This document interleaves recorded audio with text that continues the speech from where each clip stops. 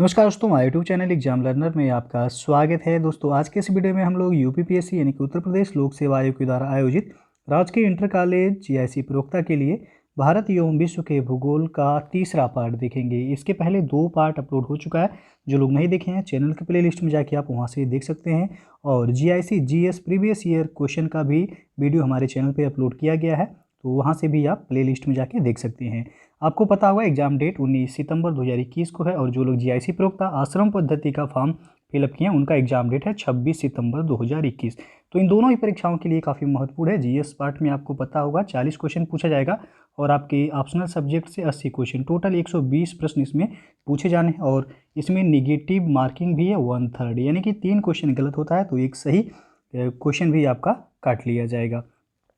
तो वीडियो को like share कर दीजिएगा और चैनल पे पहली बार आए हैं तो चैनल को सब्सक्राइब कर लीजिएगा, साथ में बेल आइकन को प्रेस कर लीजिएगा जिससे आने वाले अगले वीडियो का नोटिफिकेशन आपको पहले मिलता रहे। तो चलिए शुरू करते हैं। दोस्तों यदि आप यूपीपीएससी और UP triple S C exam की प्रिपरेशन कर रहे हैं या करना चाहते हैं तो आप अनअकैडमी लर्निंग प्लेटफॉर्म से जुड़ के आप अपनी तैयारी को बेहतर कर सकते हैं और आप एग्जाम को क्रैक कर सकते हैं। इसके लिए आपको अनअकैडमी का लर्निंग ऐप इंस्टॉल करना होगा प्ले स्टोर से जाके। उसके बाद आप अपने मोबाइल नंबर से लॉगिन करेंगे। लॉगिन करने के बाद आपको गोल सेलेक्ट करना है। गोल यानी कि आप यूपीपीएससी की तैयारी करना चाहते हैं तो आप यूपीपीएससी और UP triple S C select करेंगे। फिर जो है आपको उसी से रिलेटेड वीडियो आपको देखने को मिलेगा, तो आप जो है सब्सक्रिप्शन लेके देख सकते हैं। सब्सक्रिप्शन लेते समय हमारा रेफरल कोड एग्जाम लर्नर जरूर यूज़ कीजिएगा जिससे आपको 10% का डिस्काउंट मिल जाएगा। अनअकैडमी ज्वाइन करने के एडवांटेज आप देख सकते हैं यहाँ पे। फिर आपका यूपीपीएससी और यूपी ट्रिपल एस सी का मेगा सब्सक्रिप्शन ऑफर चल रहा है। यदि 12 मंथ का सब्सक्रिप्शन लेते हैं तो आपको 2 मंथ का फ्री जो है सब्सक्रिप्शन मिलेगा। 24 मंथ का लेते हैं तो 3 मंथ का आपको फ्री सब्सक्रिप्शन मिलेगा। और प्राइस हाइक होने वाला है बहुत जल्द, तो आप जो है जल्द से जल्द ज्वाइन कर सकते हैं। आपकी करेंट रेट में अभी आपको जो है सब्सक्रिप्शन मिल जाएगा। उसके बाद फतेह यूपीपीएससी स्कॉलरशिप टेस्ट जो है कराया जा रहा है अनअकैडमी पे, आप ज्वाइन कर सकते हैं। उसके बाद Shikhar UP triple S C PET exam के लिए जो है फ्री टेस्ट सीरीज अनअकैडमी पे कराया जा रहा है, इसे भी आप ज्वाइन कर सकते हैं। और आर के लिए जो है फ्री टेस्ट सीरीज कराया जा रहा है अनअकैडमी पे, ये भी आप ज्वाइन कर सकते हैं। 7 अगस्त को, 14 अगस्त, 21 अगस्त और 28 अगस्त को ये जो है टेस्ट कराया जाएगा। तो आज का जो पहला क्वेश्चन है, भारत का कौन सा संघ शासित प्रदेश ऐसा है जिसमें 4 जिले हैं किंतु उसके किसी भी जिले की सीमा उसके किसी अन्य जिले की सीमा से नहीं मिलती है? तो इसका सही आंसर होगा ऑप्शन बी, पुदुचेरी। केंद्र शासित प्रदेश पुदुचेरी पूर्व में यह फ्रांसीसी कॉलोनी रही है जिसमें 4 स्वायत्त क्षेत्र पुदुचेरी, कराईकल, माहे और येनम आते हैं। ये सभी स्वायत्त क्षेत्र यानी कि जिले एक दूसरे से सीमा नहीं बनाते हैं क्योंकि माहे आपका केरल में है, पुदुचेरी एवं कराईकल तमिलनाडु है और येनम जो है ये आंध्र प्रदेश से सीमा बनाता है। तो इसलिए आपका बी ऑप्शन सही हो जाएगा यहाँ। अगला क्वेश्चन है, कर्क रेखा यानी कि ट्रॉपिक ऑफ कैंसर ये किस शहर के पास से होकर के गुजरती है? तो यहाँ पे सी विकल्प से होगा, भोपाल से होकर। कर्क रेखा यदि राज्यों में पूछा जाए तो कुल 8 राज्यों से होकर के गुजरती है। यदि पश्चिम से पूर्व की क्रम में देखा जाए तो सबसे पहले जो है पश्चिम में गुजरात होगा, उसके बाद राजस्थान, राजस्थान के बाद मध्य प्रदेश, मध्य प्रदेश के बाद छत्तीसगढ़, छत्तीसगढ़ के बाद झारखंड, झारखंड के बाद आपका आ जाएगा पश्चिम बंगाल, पश्चिम बंगाल के बाद त्रिपुरा और मिजोरम लास्ट में आपका हो जाएगा। तो ये कुल 8 राज्यों से होकर के कर्क रेखा गुजरती है। लेकिन यहाँ पे कर्क रेखा पूछा गया कि शहर के पास से होकर के गुजरती है तो भोपाल से, क्योंकि कर्क रेखा जो है ये 23.5 डिग्री उत्तरी अक्षांश रेखा है जो भारत के लगभग मध्य से होकर के गुजरती है। तो सबसे नज़दीक से ये भोपाल जो कि मध्य प्रदेश की राजधानी है, ये 23 डिग्री 16 मिनट उत्तरी अक्षांश से होकर के गुजरती है। अगला जो क्वेश्चन है, भारत का national atlas and thematic mapping organisation निम्नलिखित में से किस स्थान पर अवस्थित है? तो यह कोलकाता में अवस्थित है। सी विकल्प यहाँ पे सही हो जाएगा। National atlas and thematic mapping organisation का मुख्यालय कोलकाता में है और यह संगठन भारतीय सर्वेक्षण विभाग के अंतर्गत कार्यरत है और भारतीय सर्वेक्षण विभाग मानचित्र कला की राष्ट्रीय आवश्यकताओं की पूर्ति करता है। अगला प्रश्न देखते हैं कि केंद्रीय बकरी अनुसंधान संस्थान ये कहाँ पर स्थित है? तो ये मखदूम उत्तर प्रदेश में स्थित है। बी विकल्प सही हो जाएगा और ये उत्तर प्रदेश के मथुरा जिले में जो है फराह कस्बे के निकट मखदूम नामक गांव में यह स्थित है। अगला क्वेश्चन देखते हैं, भारत के उत्तरी छोर और दक्षिणी छोर के बीच की दूरी अनुमानित है कितनी? तो यहाँ पे ए विकल्प से होगा 3214 किलोमीटर। भारत के उत्तरी और दक्षिणी छोर की आपको ये जो है पता होगा, उत्तरी और दक्षिणी छोर की लंबाई ये जो है पूछा गया तो ये है 3214 किलोमीटर, और पूरब से पश्चिम यदि पूछे 2933 किलोमीटर है। तो यहाँ पे पूछा गया उत्तरी दक्षिण छोर के बीच की अनुमानित दूरी 3214 किलोमीटर से होगा यहाँ पे। अगला जो क्वेश्चन है, ऑस्ट्रेलेशिया अथवा ओशेनिया में निम्न शामिल हैं। पहला दिया गया ऑस्ट्रेलिया, दूसरा न्यूजीलैंड, तीसरा न्यू गिनी, चौथा पैसिफिक आइलैंड और पांचवा दिया गया तस्मानिया। तो इसका सही विकल्प हो जाएगा ये सभी जो है यहाँ पे 1 2 3 और 4, 1 2 3 4 5। ओशेनिया या इसे कहते हैं ऑस्ट्रेलेशिया में ऑस्ट्रेलिया, न्यूजीलैंड के अतिरिक्त मेलानेशिया, माइक्रोनेशिया और पोलिनेशिया के द्वीप सम्मिलित हैं। तस्मानिया ये जो है ऑस्ट्रेलिया के 6 राज्यों में से एक है। तो यहाँ पे सभी आपका हो जाएगा डी ऑप्शन सही है। अगला क्वेश्चन है, अल्बाट्रास क्या है? तो अल्बाट्रास ये उत्तरी प्रशांत का एक समुद्री पक्षी है। बी विकल्प यहाँ पे सही हो जाएगा, किंतु यह प्रशांत महासागर में स्थित एक कटक भी है अल्बाट्रास। तो यहाँ पे ऑप्शन में जो दिया गया है बी ऑप्शन सही होगा। अगला क्वेश्चन है कि किस महाद्वीप के मूल निवासियों को माओरी कहते हैं? तो यहाँ पे जो है महाद्वीप पूछा है तो ए विकल्प सही होगा ऑस्ट्रेलिया। यदि देश पूछा जाता तो हो जाता आपका न्यूजीलैंड। न्यूजीलैंड की जनजाति है माओरी। तो यहाँ पे महाद्वीप पूछा है तो इसलिए ए ऑप्शन सही होगा। अगला क्वेश्चन है, डेनमार्क, आइसलैंड, नॉर्वे, स्वीडन एवं फिनलैंड मिलकर कहलाते हैं। तो यह क्या होता है? स्कैंडिनेविया। बी विकल्प से हो जाएगा यहाँ पे।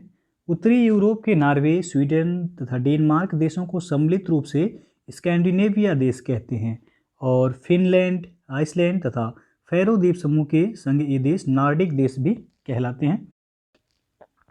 अगला क्वेश्चन है, हरित क्रांति आंदोलन कब से कब तक चला?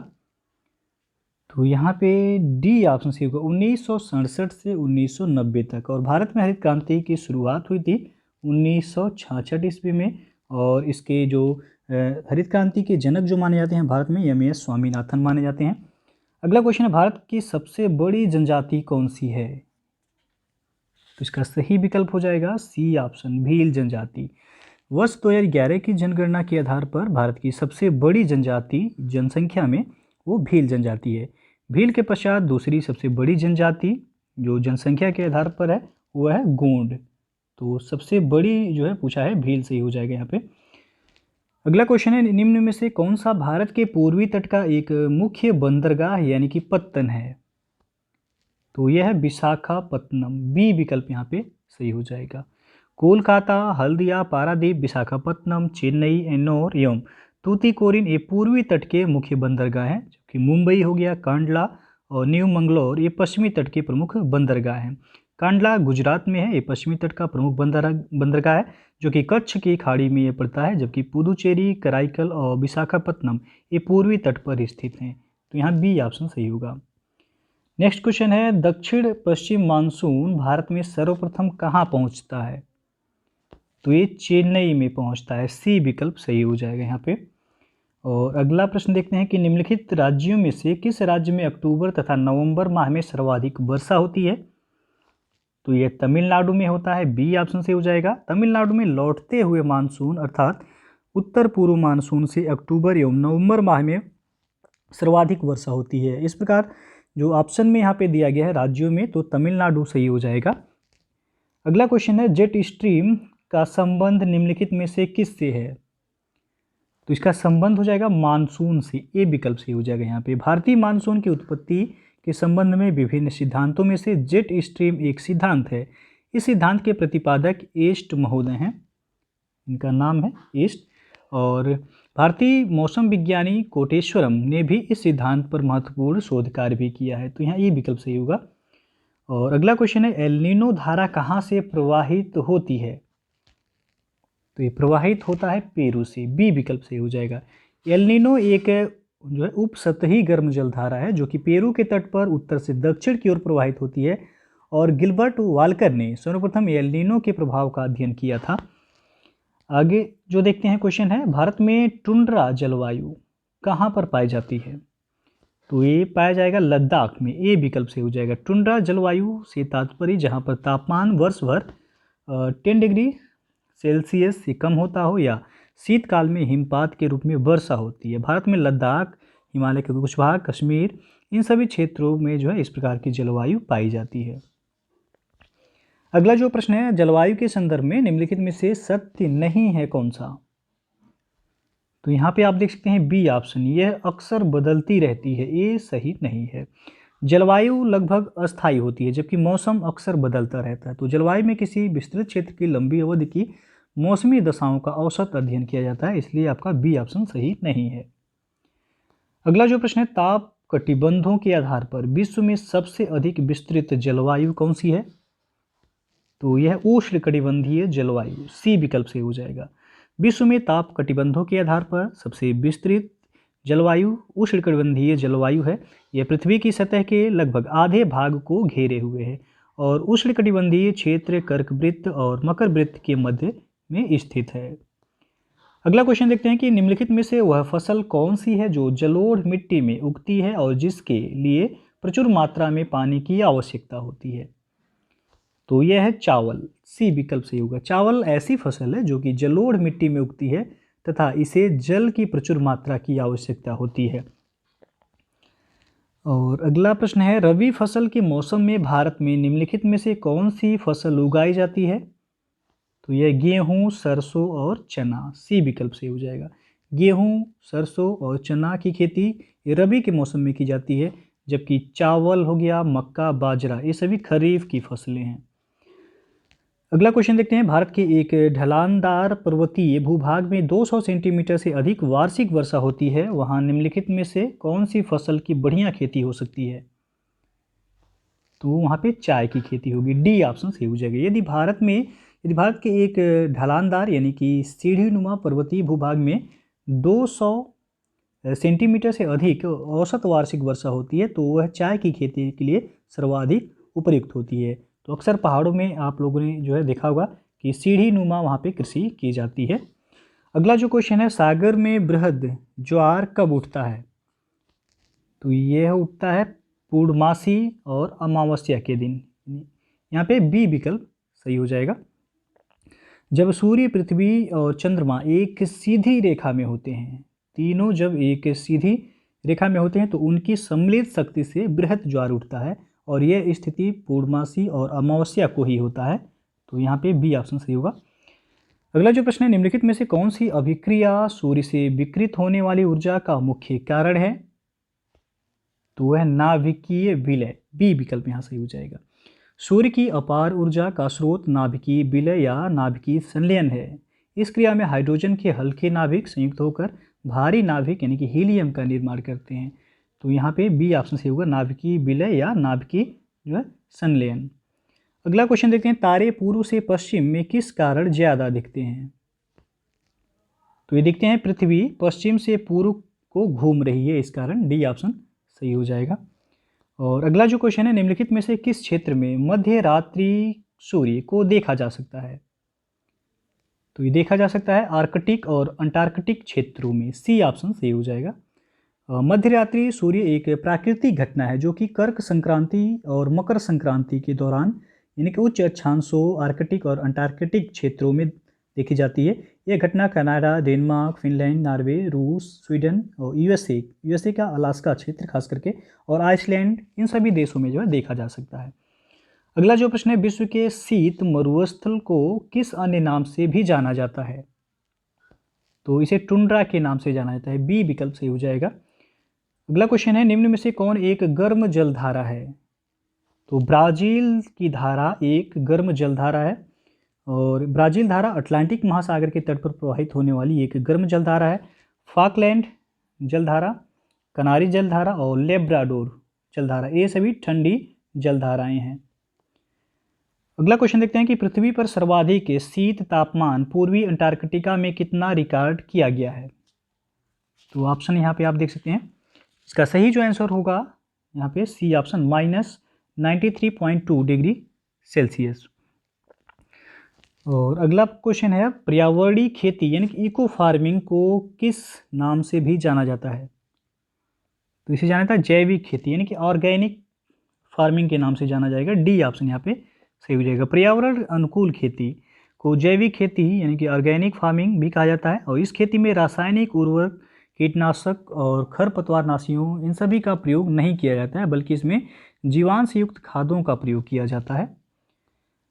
अगला क्वेश्चन है, भारत में आमों का सबसे बड़ा उत्पादक राज्य कौन सा है? तो आम का केवल जो है पूछा गया है, डी ऑप्शन सही होगा यहाँ पे, उत्तर प्रदेश। अगला प्रश्न है, दक्षिणी ध्रुव का अक्षांश है, तो ये है 90 डिग्री, सी ऑप्शन सही हो जाएगा। दक्षिणी ध्रुव का अक्षांश 90 डिग्री है और दोनों गोलार्धों यानी कि उत्तरी और दक्षिणी में यदि देखा जाए तो 180 डिग्री होगा, जो कि 90 और 90 का ये होता है। दोस्तों जो है अनअकैडमी पे यूपी पुलिस एसआई के लिए फ्री टेस्ट सीरीज जो है अवेलेबल है, जो कि 20 क्वेश्चन जो है डेली कराए जाते हैं इसमें, और जो है टाइम ड्यूरेशन जो है वो 30 मिनट का है। तो ये भी आप ज्वाइन कर सकते हैं अनअकैडमी पे। लक्ष्य यूपीपीएससी पीसीएस प्रीलिम्स के लिए टेस्ट सीरीज है, लोअर पीसीएस के लिए है, आरओ के लिए है। बैच कोर्सेज जो अनअकैडमी पे अवेलेबल हैं, आप देख सकते हैं यहाँ पे। तो ऑप्शनल यदि आपका सब्जेक्ट है पॉलिटिकल साइंस, सोशियोलॉजी, हिंदी या हिस्ट्री, तो आप जो है ज्वाइन कर सकते हैं अनअकैडमी पे।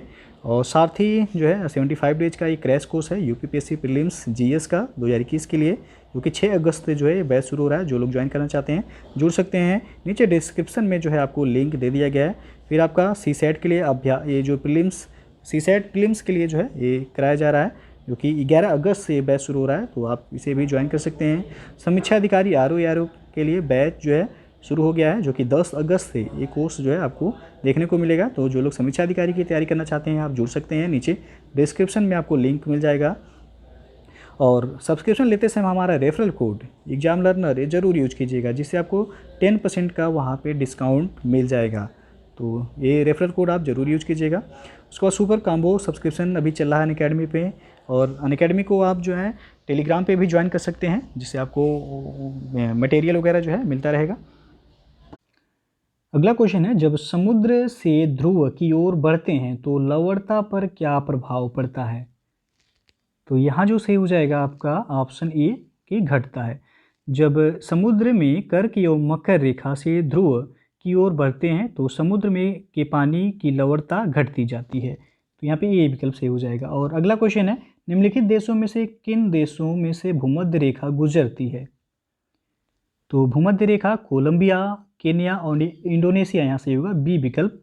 भूमध्य रेखा आपका इक्वाडोर से होकर गुजरती है, कोलंबिया से ब्राज़ील, गैबन, कांगो और कांगो लोकतांत्रिक गणराज्य, युगांडा, केन्या, सोमालिया, मालदीव और इंडोनेशिया से होकर के जो है गुजरती है। तो ऑप्शन में दिया गया है कोलंबिया, केन्या और इंडोनेशिया, बी ऑप्शन सही हो जाएगा। अगला क्वेश्चन देखते हैं, भारत में जैवमंडलों के आरक्षित स्थलों की कुल संख्या पूछा गया कितनी है? तो 18 है, सी ऑप्शन सही हो जाएगा। भारत में कुल 18 जैवमंडल आरक्षित क्षेत्र हैं, जिसमें से 12 यूनेस्को के संरक्षित जैवमंडल वैश्विक नेटवर्क में शामिल भी हो चुके हैं। तो यहाँ पे जो है सी विकल्प सही हो जाएगा। अगला जो क्वेश्चन है, निम्नलिखित में से ऊर्जा का अपारंपरिक स्रोत कौन सा है? तो यहाँ जो सही हो जाएगा आपका डी ऑप्शन बायोगैस। बायोगैस, सौर ऊर्जा, पवन ऊर्जा परियोजनाएं, ये सभी जो है ऊर्जा के अपारंपरिक स्रोत के अंतर्गत आएंगे। और भूमि सुधार का उद्देश्य है निम्नलिखित प्राप्त करना, तो डी विकल्प से हो जाएगा उपर्युक्त सभी। स्वतंत्रता के बाद भूमि सुधार कार्यक्रम को अपनाने के पीछे मुख्य उद्देश्य थे कि बिचौलियों की समाप्ति हो जाए, जमींदारी प्रथा की समाप्ति हो, उत्पादन में वृद्धि हो और आर्थिक समृद्धि, भूमिहीनों को भूमि प्रदान करना, क्रय शक्ति में वृद्धि, ये सभी जो है भूमि सुधार का उद्देश्य था। तो डी ऑप्शन सही हो जाएगा यहाँ। अगला क्वेश्चन है, मोनोकल्चर एक विशिष्ट लक्षण है, तो यह है व्यापारिक अनाज की कृषि का, सी विकल्प से हो जाएगा। मोनोकल्चर कृषि एक विधि है जिसके अंतर्गत व्यावसायिक उद्देश्य से एक फसल को व्यापक क्षेत्र में उपजाया जाता है। और अगला क्वेश्चन देखते हैं, निम्नलिखित में से कौन सी फसल मृदा में जल लवणता सहनशील है? तो इसका सही आंसर होगा ऑप्शन ए डेट पाम यानी कि खजूर। और अगला क्वेश्चन है, निम्नलिखित में से किस फसल में बुआई कटाई के बीच सर्वाधिक अंतराल होता है? तो यह होता है गन्ने में, सी ऑप्शन यहाँ पे सही हो जाएगा। और अगला जो क्वेश्चन है, तमिलनाडु में जाड़ों में वर्षा क्यों होती है? तो इसका सही आंसर होगा ए ऑप्शन उत्तर पूर्वी मानसून से। तमिलनाडु में जाड़ों में वर्षा का कारण लौटते मानसून की पवनें हैं जो उत्तर पूर्वी दिशा में चलती हैं और बंगाल की खाड़ी से नमी प्राप्त कर लेती हैं, तो यहाँ पे ये ऑप्शन सही हो जाएगा। और कोहरा बनने की संभावना कब प्रबल होती है? तो यहाँ पे ए विकल्प से होगा गर्म धारा पर शुष्क ठंडी धारा बहने पर। कोहरा बनने की संभावना सामान्यतः गर्म धारा और ठंडी धारा के मिलन स्थल पर होती है। उदाहरण के रूप में देखा जाए तो ग्राउंड बैंक, जहाँ लेब्राडोर की ठंडी धारा और गल्फ स्ट्रीम की गर्म जलधारा मिलती है, वहाँ पर घना कोहरा बनता है। अगला जो प्रश्न है, निम्न में से कौन सा तत्व किसी स्थान के मौसम को प्रभावित करता है? तो वह है ऊंचाई। बी ऑप्शन यहाँ पे सही हो जाएगा। और अगला प्रश्न देखते हैं, विषुवत रेखा है। तो विषुवत रेखा उत्तर और दक्षिण ध्रुवों के बीचों बीच पृथ्वी के इर्द गिर्द घूमने वाली एक काल्पनिक रेखा है। अगला प्रश्न है, पृथ्वी शिखर सम्मेलन, जो कि पृथ्वी बचाओ के नाम से भी जाना गया, का आयोजन किया था कब? तो यहाँ पे जो सही होगा बी ऑप्शन, UNCED के द्वारा ये आयोजन किया गया था। पृथ्वी शिखर सम्मेलन United Nations conference on environment and development, जिसे UNCED कहा जाता है, इसके द्वारा ब्राज़ील के रियो डी जेनेरियो में 1992 में किया गया था। अगला प्रश्न है, सुनामी तरंगे किससे उत्पन्न होती हैं? तो इस समुद्र के नीचे भूकंप से उत्पन्न होती हैं। ये ऑप्शन सही हो जाएगा। अगला प्रश्न है, भूमध्य सागरीय वन्य झाड़ियाँ किस जलवायु क्षेत्र में अवस्थित हैं? तो ये हैं गर्म शीतोष्ण क्षेत्र। सी ऑप्शन यहाँ पे सही हो जाएगा।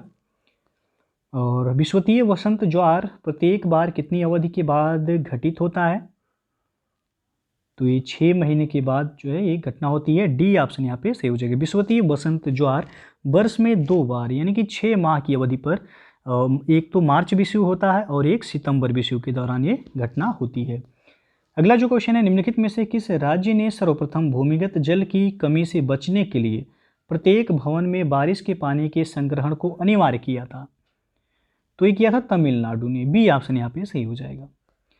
अंतिम क्वेश्चन है, भारतीय मानक मेरिडियन 5 राज्यों के मध्य से गुजरता है, इनमें से कौन सा राज्य 5 में से नहीं है? तो बिहार इसमें नहीं है। सी ऑप्शन सही हो जाएगा। भारतीय मानक मेरिडियन, जिसे IST कहते हैं, ग्रीनविच मीन टाइम GMT से 5.5 घंटा आगे है। कितना, ये भी क्वेश्चन पूछा गया है, कितना आगे है? तो 5.5 घंटा ये आगे है। और भारतीय मानक समय यानी कि IST इस 82 डिग्री 30 मिनट पूर्वी देशांतर से लिया जाता है, जो कि प्रयागराज नैनी के पास से यह गुजरता है। और भारतीय मानक समय की यामोत्तर रेखा भारत के कुल 5 राज्यों से होकर के गुजरती है, जिनमें है यूपी यानी कि उत्तर प्रदेश, उसके बाद मध्य प्रदेश है, छत्तीसगढ़ है, उड़ीसा है और आंध्र प्रदेश है। बिहार इसमें नहीं है। तो सी ऑप्शन सही हो जाएगा आपका। तो दोस्तों ये था आपका भारत एवं विश्व के भूगोल का तीसरा पार्ट। इसके पहले 2 पार्ट अपलोड हो चुके हैं, जो लोग नहीं देखे हैं चैनल के प्लेलिस्ट में जाके आप वहाँ से देख सकते हैं। तो वीडियो यदि अच्छा लगा हो तो लाइक शेयर कर दीजिएगा। चैनल को सब्सक्राइब नहीं किए हैं तो चैनल को सब्सक्राइब कर लीजिएगा। साथ में बेल आइकन को प्रेस कर लीजिएगा, जिससे आने वाले अगले वीडियो का नोटिफिकेशन आपको पहले मिलता रहे। तो वीडियो को पूरा देखने के लिए बहुत बहुत धन्यवाद।